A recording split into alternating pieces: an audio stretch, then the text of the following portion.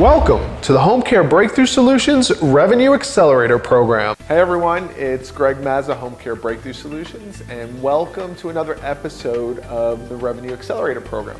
So today we're going to talk about a topic. I did a Facebook Live video earlier today talking about like 5 key areas that you need to monitor and master for growth in your business. And I'm not going to go over those 5 key areas today. I'm going to cover one of them. And one of the specific areas is, right, first you have lead flow. That's important. But the next part of that is lead nurturing.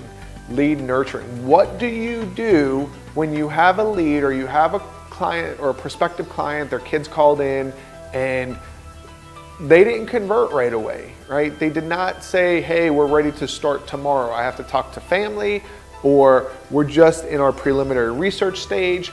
Those things come up and those things happen. But if you do not have some type of nurturing plan, then you are missing out on opportunities. So I'm going to talk to you about a couple things that you can be doing in your business to improve the nurturing process, all right?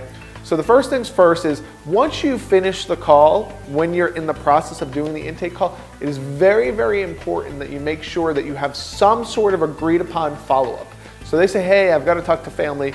I'm not ready. You know, we've got to make decisions together. Okay, I totally get that. I completely understand. I get it. You know, it's better to have family involved in the process. Can I follow up with you maybe next week? I don't know if Monday or Tuesday would work. And let them say yes or no, or that's too early, or what have you. Let them tell you that that's okay. Most people are gonna say, yeah, sure, it's no problem. So make sure you have something agreed upon. Next piece, which is important, have a conversation with them, some sort of dialogue. Say, hey, I've got some tools, I've got some resources that can help you. What is your email address? One of them, so one of the things we had is a buyer's guide where you set the buying criteria for your clients. I'm not going to get deep into what that is. It's ultimately just like a checklist of things that they should consider when looking for home care, right? So you send them some resources. You just say, hey, I have some resources that may help you as you're going through this process of making a decision as a family. Can I send these things to you? What we do is, some of them we email, some of them we mail. What is your mailing address and what is your email address? And first I say, would that be helpful for you? 9 times out of 10, they're going to say yes. Okay. Now we've got an email. Now we've got a mailing address. And what we want to do is we want to send them out a resource to help them. Okay. Plus you're going to have your brochures and you're going to have some other information, but make sure you have something in there that's valuable to them, not just marketing your business, something that's valuable to them that can help them, like a fall risk checklist, like anything that will help them as they're going through their process, okay? Same thing through email. Now you've got a touch point.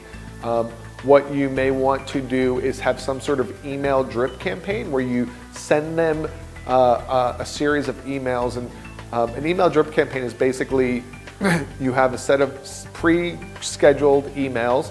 You plug someone's email in there, and then they get a series of, let's say, 1 to 5 or 10 different emails. This way, and they should be value-packed emails, not emails like, hey, we're the best home care company, we're the greatest. Not about us. It's about how you can add value to them.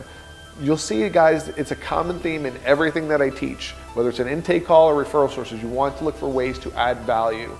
And in the process of adding the value, you're building goodwill, you're building trust. You're building positioning because people are going to look at you as the expert. Like, wow, you know, Greg sent me this, he sent me that, he sent me that. Like, he knows about long-term care insurance, he knows about aid and attendance, he knows all these different things. When we're ready, we're going to go to Greg, right?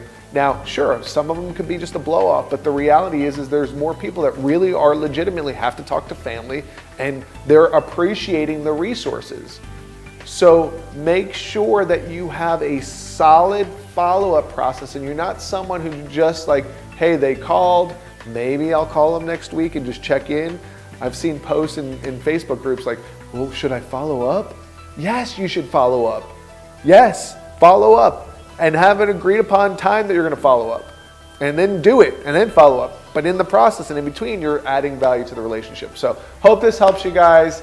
I'm going to cover some of these other topics at our live event, but make sure that you're implementing some of these things in your business and that you have a good, strong follow-up lead nurturing process. All right.